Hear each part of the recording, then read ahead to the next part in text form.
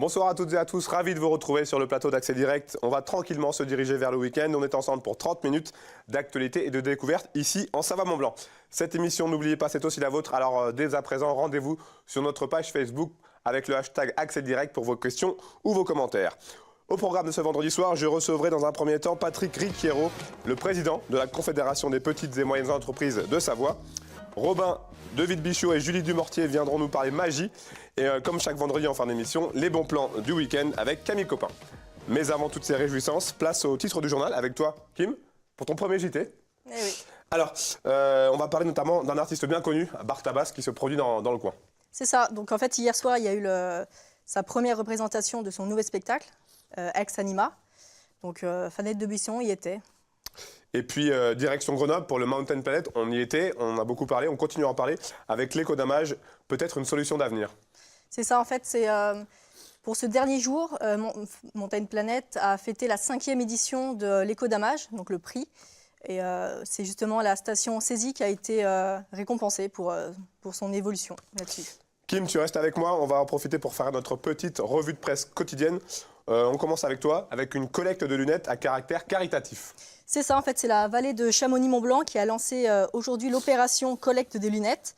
Donc en fait, le but, c'est de collecter des lunettes et des masques de ski en état d'usage. Donc en fait, c'est pour faire un don aux habitants qui vivent dans les Andes et dans l'Himalaya. Et il faut savoir qu'en fait, 80% de ces habitants vivent à des hauteurs de plus de 3000 mètres. Donc du coup, ça fait un bon usage. Donc Seb, si tu n'utilises plus des lunettes, justement... Je sais où aller. Voilà. Et justement, en fait, tu peux les déposer dans une boîte de collecte aux offices de tourisme de Chamonix, Servoz-les-Ouches, Valorcine ou encore la Compagnie des Guides. C'est noté. Un peu de musique à présent avec le festival de jazz d'Albertville qui fêtera cette année sa 4e édition. C'est ça. Donc les amateurs de jazz vont être contents parce qu'en fait, il y aura un festival à Albertville donc pour la 4e édition du 25 au 29 juillet. La programmation a été dévoilée la semaine dernière et on pense que ça va faire plaisir aux amateurs, puisqu'il y aura Asaf Avidan, Charlie Winston ou encore Kyle Innswood. Donc un beau programme. Tout à fait. À mon tour, on commence avec une invitation à venir skier de la part du site internet Ski Pass, avec une sélection de photos comparatives en station entre les mois d'avril 2017 et 2018. Comme vous pouvez le voir sur l'écran, on voit en haut c'était 2017, en haut en bas 2018. On se rend compte que les conditions d'enneigement ne sont absolument pas les mêmes d'une année sur l'autre. Je vous invite à aller jeter un coup d'œil sur le site, c'est assez intéressant l'animation, il y a environ 5 ou 6 photos. On voit vraiment les différences, parce qu'elles sont assez incroyables justement. Ski Pass rappelle également qu'il reste encore bon nombre de stations ouvertes dans les Alpes du Nord. Vous pouvez d'ailleurs trouver cette liste sur le site skipass.com. Et ensuite, on parle toujours, on reste dans le milieu de la montagne, puisque le couloir du goûter, qui avait fait l'objet de beaucoup de discussions et de projets de refonte, après les nombreux accidents mortels qui ont eu lieu récemment dans le massif du Mont-Blanc, alors que le syndicat des guides s'est prononcé pour un allègement de l'équipement de la voie du goûter, l'ancien président du SNGM, ce syndicat, M. Denis Crabière, lui se dit opposé à ce déséquipement. Il l'a annoncé sur son blog dans un billet assez acerbe. Je vais vous citer un passage. Alors, je cite, « Le SNGM s'engage de façon aventureuse dans une voie intellectuellement satisfaisante, bien dans l'air du temps, mais qui pourrait bien se révéler tout autant, voire davantage, pourvoyeuse d'accidents que la version métallisée que l'on connaît toujours aujourd'hui. » Donc je pense qu'on va encore entendre parler de ce couloir du goûter. Merci beaucoup Kim, on te retrouve tout à l'heure pour le rappel des titres. On passe à notre invité du jour.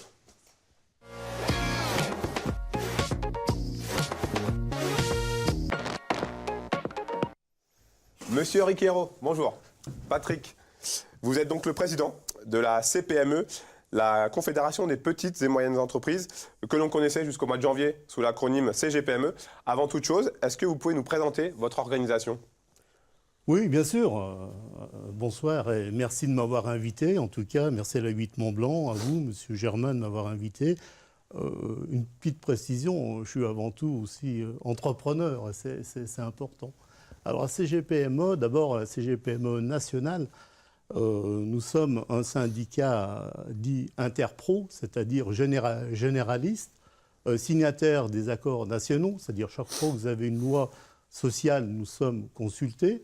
C'est le deuxième syndicat patronal de France, avec 150 000 adhérents. Nous sommes le premier en adhérents directs et 3 millions de salariés. Ce qu'il faut comprendre, c'est la cartographie française, puisque nous avons en France 4 039 000 de PME, TPE, 5 300 ETI et 277 grandes entreprises. On en voudrait beaucoup plus, mais la cartographie économique est ainsi. Et la cartographie savoyarde n'échappe pas à la cartographie nationale, puisque si on prend les chiffres de la CCI, dont je suis aussi vice-président, sur 25 338 entreprises de la CCI, vous avez 19 000 entreprises de moins de 10 salariés. Donc qui font partie des petites et moyennes entreprises. Qui font partie des petites et moyennes entreprises. Qu'est-ce que cela veut dire? D'abord, ce sont des entreprises patrimoniales. C'est notre fonds de commerce, si je peux m'exprimer ainsi. L'intérêt, c'est quoi? L'entrepreneur qui a 5, 10, 20 salariés, c'est avant tout un passionné, un technicien, mais depuis des années, bien entendu, la technicité ne suffit plus. C'est important que l'entrepreneur fasse appel à un environnement de compétences. Il faut savoir associer le banquier, associer le conseil juridique, associer le comptable, associer aussi, par exemple, les douanes lorsqu'on fait de l'international. Et ce n'est pas toujours facile. On ne sait pas à qui s'adresser, on ne sait pas comment interpeller toutes ces institutions. Je ne parle pas du Pôle emploi ou de la directe. Donc, la CPME est une courroie de transmission importante. Pourquoi? Parce que nous sommes fortement impliqués dans ce qu'on appelle le paritarisme. Le paritarisme, c'est la gestion paritaire de toutes les structures sociales. La CAF, dont nous avons une présidence avec Jean-François Quesnel en Savoie, la CPAM, le RSI quand il existait, dont nous avions une vice-présidente, la CARSAT, c'est important. C'est important pourquoi? Parce que quelquefois, la CARSAT donne des subventions lorsque l'entreprise investit dans la pénibilité, dans la sécurité du travail. Il faut que l'entrepreneur soit informé. Donc, oui, pardon. Je vous coupe. Aujourd'hui, vous diriez que c'est plus ou moins facile ou vraiment très compliqué d'être une petite ou moyenne entreprise en Savoie, vraiment sur le territoire savoyard? Alors non, non, parce que nous sommes dans un territoire extrêmement dynamique. Dynamique, on le sait, ouais. Ça, c'est la première chose.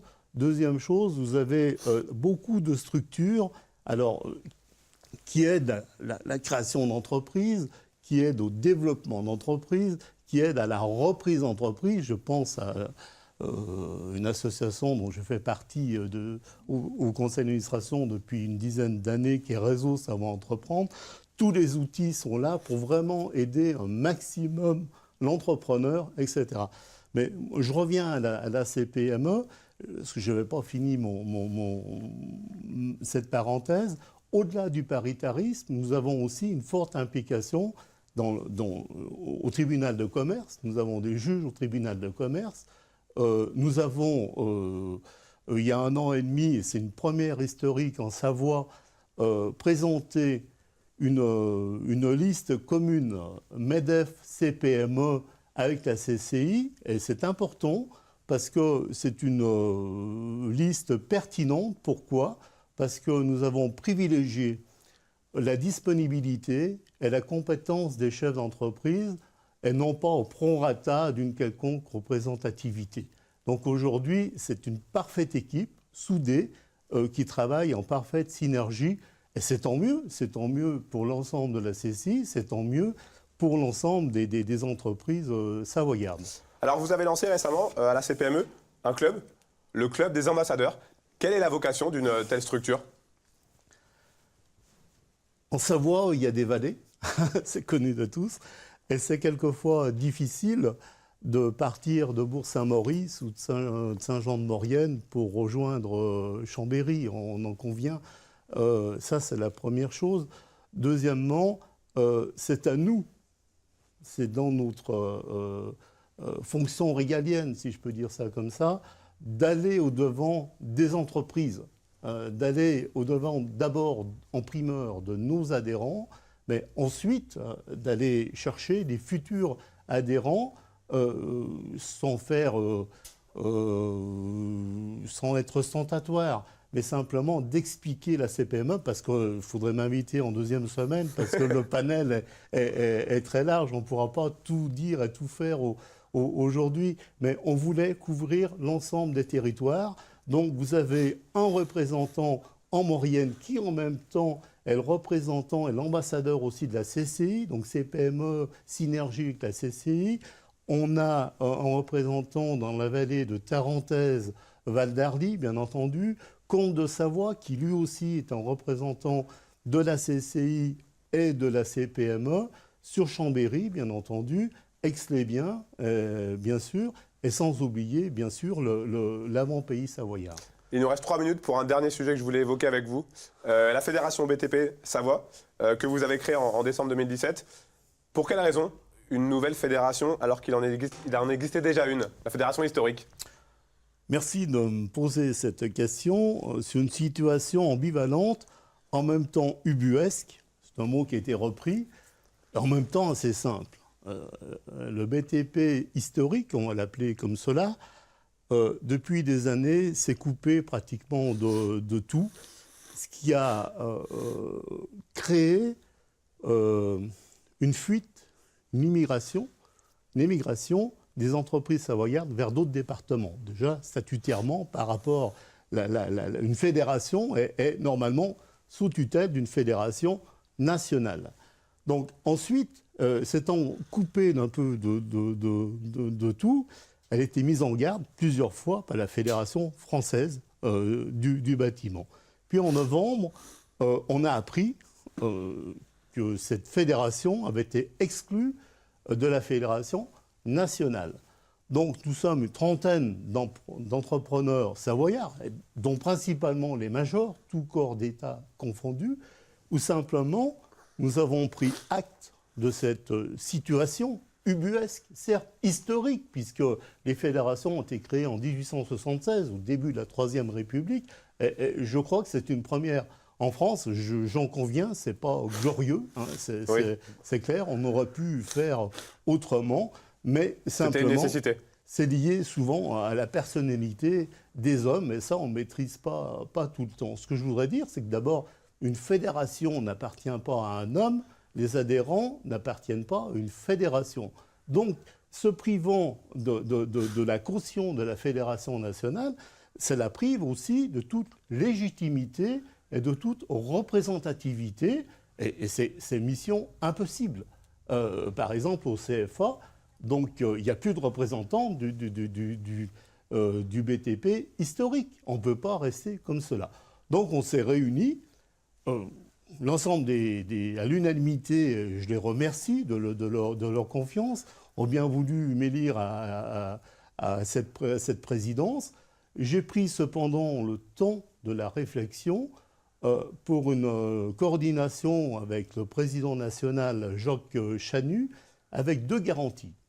Une garantie... Je suis désolé, on va devoir bientôt se couper. Oui. Alors, rapidement. Une garantie pour ne pas rentrer dans le conflit, et une garantie pour avoir absolument les moyens nécessaires de créer une fédération qui a un sens, qui retrouve du sens au niveau départemental. C'est pour cela que nous avons aujourd'hui, on l'a fait en 3 mois, de la gomme de crayon jusqu'au secrétaire général.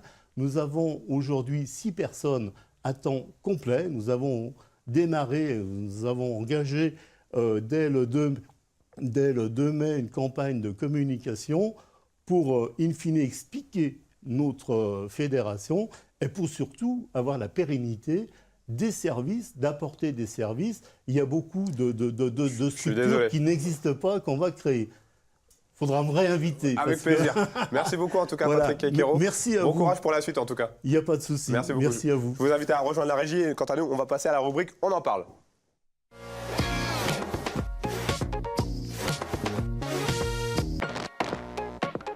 On va parler magie, justement, ce soir avec Julie Demortier, présidente du Rotary Club Annecy-Val-de-Fière, c'est bien ça? Oui. Et Robin de Villebichot, magicien, 20 ans. Alors vous êtes là pour nous parler d'un festival de magie qui aura lieu ce samedi du côté de l'Imperial Palace. Voilà, tout à fait. Donc demain, on aura la 3e édition du Festival de magie d'Annecy. D'où ça vient ce festival? Ce festival, il y a quelques années, j'ai rencontré un magicien qui organisait son festival à Villeneuve d'Ascq, dans le nord de la France, puisque je suis originaire du nord de la France. Et en discutant avec lui, j'ai appris un petit peu sur cette organisation de festival. Et j'en ai reparlé à mon club au niveau du Rotary Annecy-Val de Fière et ils ont été partants pour en créer un sur Annecy. Alors c'est un festival au profit d'une association, l'association Semeurs de Joie, qui travaille avec les enfants hospitalisés dans la région. Donc en créant ce festival, on s'est rapproché des associations et on a pensé tout de suite, c'était évident, de se rapprocher des Semeurs de Joie, les clowns hospitaliers de Haute-Savoie, donc ils vont dans les différents hôpitaux de la Haute-Savoie au niveau des services pédiatriques pour apporter cette petite minute de soulagement finalement dans ce moment difficile. Voilà. Alors vous avez convié plusieurs grands noms de la magie française, mais aussi un jeune espoir, on peut dire, 20 ans, Annécien, Robin de Villebichot. Alors qu'est-ce que ça vous fait de participer à ce festival? J'y ai participé l'année dernière. Voilà. J'ai participé au concours l'année dernière. C'était un premier concours. Voilà, c'était se mettre dans l'ambiance du concours, préparer un numéro qui pouvait être présenté comme ça devant un jury de professionnels. Et ça a été un petit tremplin, en fait, ce concours, finalement. Parce que ça m'a permis après d'intégrer l'équipe de France de magie, puis ensuite de participer au championnat de France. J'étais déjà venu en parler ici après le concours. Et voilà, quoi. Donc je suis content que ce festival continue et j'espère qu'il continuera les années suivantes. Vous, personnellement, comment est-ce que vous êtes arrivé à la magie? Boîte de magie, c'était un anniversaire. Un cadeau Ouais, un cadeau. Petite boîte de magie avec tous les petits tours qu'on connaît. Et ça m'a plu, donc j'ai continué. Alors, on vous a invité, on a envie j'imagine que beaucoup de nos téléspectateurs ont envie de voir un petit tour. On va essayer de faire quelque chose. Je vais vous laisser nous bluffer. On va essayer de faire quelque chose. Alors...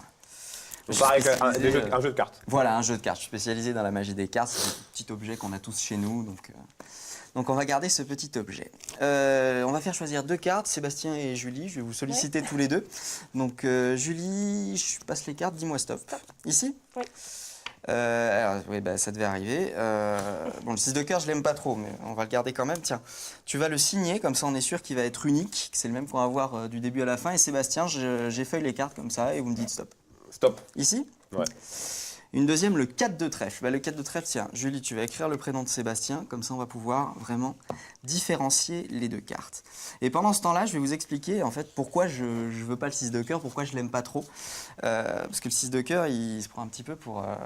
Comment ça? Voilà, il veut toujours se faire remarquer en fait. Cette carte-là particulièrement, elle veut toujours se faire remarquer. Comment on le sait? En fait, quand on la met dans le milieu du jeu et qu'on claque des doigts, il remonte. Ah oui. Ouais, c'est très énervant. C'est encore plus énervant quand ça se passe devant. C'est encore plus énervant quand ça se passe juste devant. On peut le faire un nombre incalculable de fois, c'est-à-dire on claque, il remonte. On peut le refaire, on le met dans le milieu, on claque, il remonte. C'est très agaçant. C'est très agaçant même pour moi parce que je maîtrise rien du tout. Vous voyez, on peut, comme ça, 6 de cœur, on ne le quitte pas des yeux, on peut vraiment vouloir le perdre. Et il remonte encore plus haut. Il remonte encore plus haut. C'est très très agaçant, très agaçant.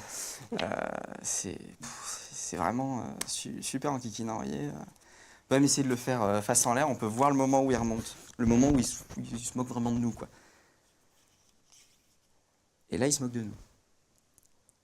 Ouais. C'est vraiment à ce moment-là. C'est agaçant, c'est agaçant. Je suis conscient que c'est agaçant. Du coup, je propose de travailler plus avec le 4 de trèfle. J'imagine que ça marche aussi avec le 4 de trèfle. Ça marche. Alors, le 4 de trèfle, lui, il peut faire autre chose. Ah. C'est ça qui est amusant. Il peut faire autre chose. Le 4 de trèfle, c'est une carte assez particulière aussi parce que, où qu'il soit dans le jeu, on peut toujours le retrouver. Il s'arrange toujours pour qu'on le retrouve facilement. Pour te montrer ça, on va mélanger les cartes, mais vraiment les mélanger, c'est-à-dire mettre des cartes face en bas avec des cartes face en l'air, des cartes face en l'air avec des cartes face en bas. Vous voyez, on peut même remélanger un petit coup par-dessus. Je ne sais pas si la caméra peut bien zoomer. On voit vraiment que les cartes s'imbriquent bien comme il faut. Donc on a des cartes dans tous les sens. Vous voyez, on a des faces avec des dos avec des faces. C'est un bazar total. Mais le 4 de trèfle peut toujours s'arranger pour qu'on le retrouve facilement. Comment il fait? Tout seul, comme un grand, il remet tout le monde dans le bon sens, sauf lui. C'est assez facile. C'est assez facile. Julie, ce type d'événement, le festival de magie... On a des ateliers pour justement apprendre ces tours. J'imagine que ça s'inscrit parfaitement dans l'état d'esprit de votre club. Oui, voilà, on a un club familial, donc on voulait un événement qui puisse plaire aux petits comme aux grands. Et donc on a fait différents moments dans le festival. On commence avec des ateliers. Pour les plus jeunes, donc dès 13h30 demain, de 13h30 à 15h30. Après, on a des ateliers pour les plus grands, donc les ados. Là, il reste encore des places, donc vous pouvez encore réserver pour justement apprendre des petits trucs de magicien dans ce goût-là, ou même faire disparaître un foulard. Voilà, donc genre de petites choses. ces petites Je choses-là. me plais toujours. Ouais. Et après, on a 2 spectacles l'après-midi, un organisé par les Semeurs de Joie, Magique Océan, et le deuxième, c'est les jeunes talents, les nouveaux talents de la Où magie il y a qui du très présenteront bon leur... niveau qui vient. Voilà. Il y a du très Justement, bon niveau. j'allais vous demander, la magie sur Annecy, ça se développe, ça marche, il y a un... Alors, on dirait pas, mais dans la région, Oui, je disais Annecy, mais je parlais dans la région. Dans la région, il y a vraiment des grosses pointures de la magie, que ce soit ici autour d'Annecy, que ce soit vers Grenoble. On a des champions du monde, on a des vice-champions du monde de magie qui sont vraiment très très bons. Il y a Pilou qui est venu l'année dernière, qui a été Grand Prix au championnat du monde en 2006.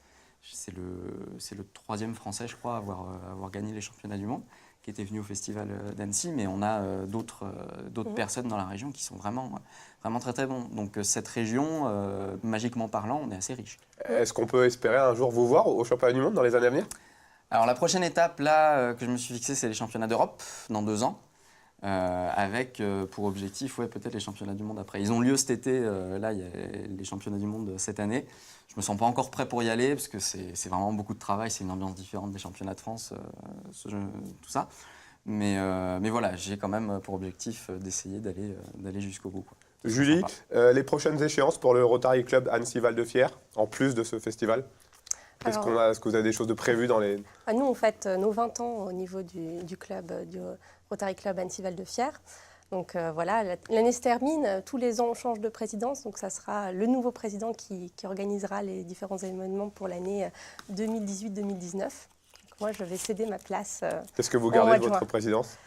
Oh, c'était intéressant, c'est riche en rencontres, et puis on apprend plein de choses, comment gérer une équipe. Non, c'est intéressant. Merci beaucoup en tout cas à vous deux. On rappelle donc la date. Merci à vous. Demain. Samedi 21 août, Voilà, toute la avec journée, une- avril, toute la journée. Oui, et puis le soir, il y a Et un le soir, grand avec un grand spectacle avec Il faut venir, il y a 4 des têtes d'affiche. Donc voilà, Nathalie Romier, François Pierce, Jérôme Murat. Et tout ça, ça sera présenté par Herbé Montana, notre gentleman pickpocket. Merci Voilà. beaucoup. Faut venir. C'est Et noté. il reste des places devant, donc n'hésitez D'accord. pas. On transmettra. Merci à Voilà, vous. bonne Merci à vous. journée. Allez, c'est l'heure d'accueillir Camille pour sa rubrique Dans mon calepin, comme chaque vendredi.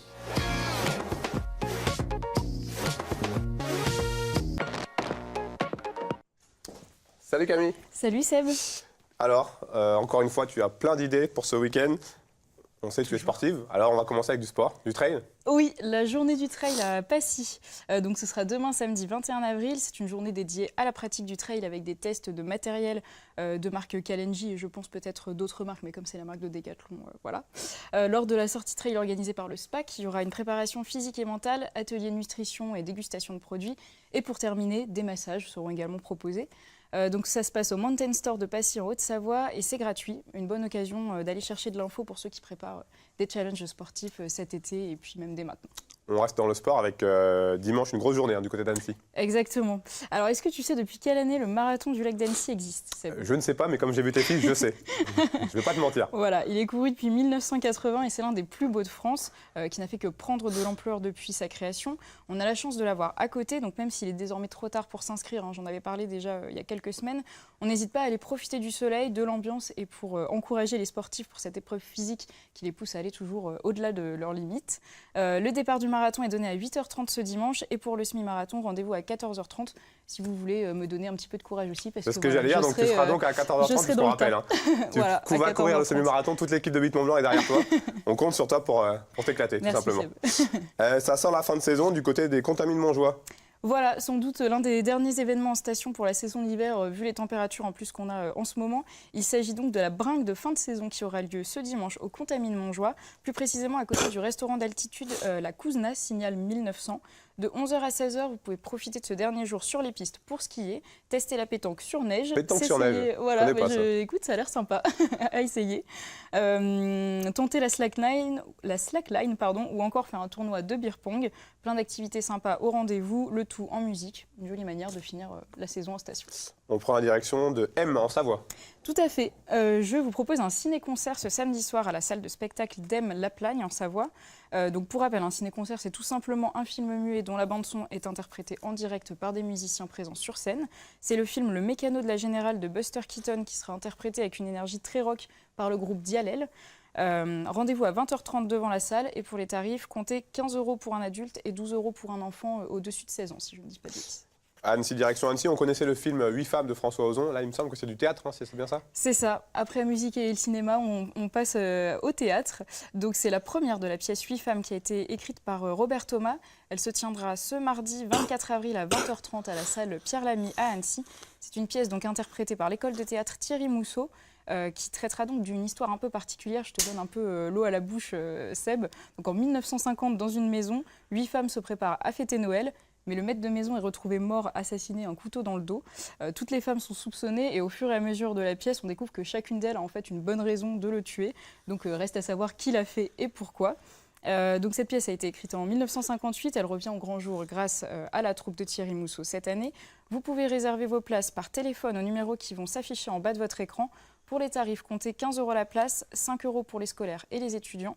Et les bénéfices de cette représentation seront versés à l'association Hyper Super TDAH en France, qui soutient donc les familles concernées par le trouble déficit attention hyperactivité. C'est un trouble qui est encore trop peu diagnostiqué et qui toucherait apparemment 3 à 5% des enfants dans le monde occidental. Donc voilà, on n'hésite pas à faire une bonne action et à passer une bonne soirée. Et puis les amateurs de vin ont rendez-vous du côté de Chambéry. Tout à fait. C'est la 4e édition pour ce marché des vins de montagne et de forte pente, donc qui regroupe une 60aine de producteurs des massifs de montagne. Pendant 3 jours se succéderont donc marché des vins, table ronde, dégustation et atelier accords mets et vins. Dès demain samedi à 9h30 jusqu'à dimanche 19h, la biennale sera ouverte à tout public. Et pour le lundi 13 avril, c'est 13 avril, le 23 avril. C'est uniquement réservé aux professionnels de 10h à 16h. Pour les tarifs, comptez 7 € l'entrée avec un kit de dégustation et sachez que votre billet est valable sur tout le week-end.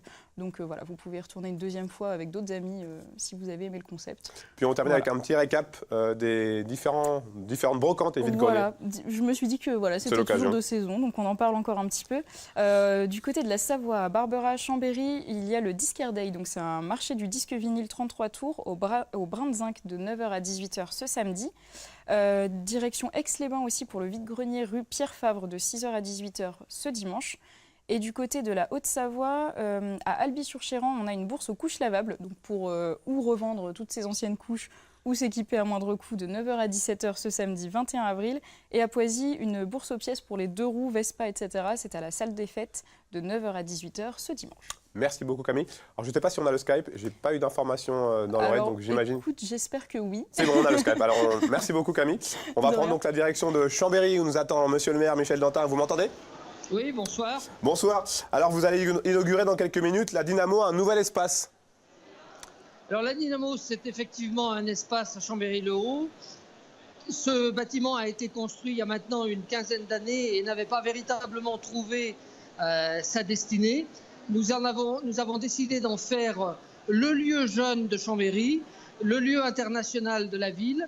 Depuis maintenant 2 mois, un grand nombre d'opérateurs, d'acteurs sont venus s'agréger dans ce bâtiment où une offre diversifiée qui va aussi bien de l'insertion au sport, au voyage, etc., est offerte aux jeunes de toute la ville.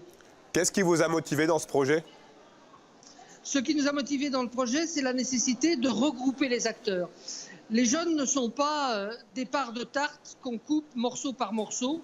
Il faut que les acteurs qui s'intéressent aux jeunes aient l'occasion de se parler, de se rencontrer pour offrir des propositions qui couvrent véritablement tous les publics et pas simplement un morceau d'un public.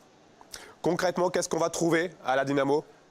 Eh bien, concrètement, on y trouve la mission locale avec des permanences, l'agence Pôle emploi avec des permanences, mais on y trouve aussi Posé 33, qui est un groupe d'initiation aux musiques modernes. On y trouve des espaces de danse. On y trouve également Chambéry-Waïgouya, la permanence du consulat d'Italie et peut-être demain d'autres permanences consulaires. Merci beaucoup Michel Dantin, je rappelle l'adresse, donc c'est au 24 avenue Daniel Robs à Chambéry. Tout à fait. Merci beaucoup, à bientôt. Bonsoir. Kim est de retour sur le plateau pour nous rappeler les titres du JT que tu vas présenter dans quelques minutes. On démarre avec une pièce assez intéressante, Bartabas. Pièce que tu as pu voir d'ailleurs, que vous avez vue. Tout à fait. Donc en fait, hier soir, a eu lieu la première représentation du nouveau spectacle de Bartabas, qui s'appelle Ex Anima. Donc on a pu, comme tu as dit tout à l'heure, on a pu assister justement et c'est très bien. Donc c'est un reportage de Fanette Debuisson. Puis après, on va prendre la direction de Grenoble pour le Mountain Planet, où Olivia Boisson a rencontré peut-être le vainqueur du trophée Éco-Damage. C'est ça, en fait, c'était la 5e édition du trophée justement de l'éco-damage qui avait lieu aujourd'hui. Et comme tu l'as dit, Olivia était justement sur place et a pu interviewer justement le lauréat et également une autre personne, que j'ai oublié le nom évidemment, qui est justement le président en fait, du domaine skiable de France. Merci beaucoup, mesdemoiselles. Merci à vous pour votre fidélité. C'est fini pour ce soir. À partir de lundi, vous avez rendez-vous avec Manu, qui vous accompagnera toute la semaine pour Accès Direct. Merci à toute l'équipe en régie. Passez un très bon week-end.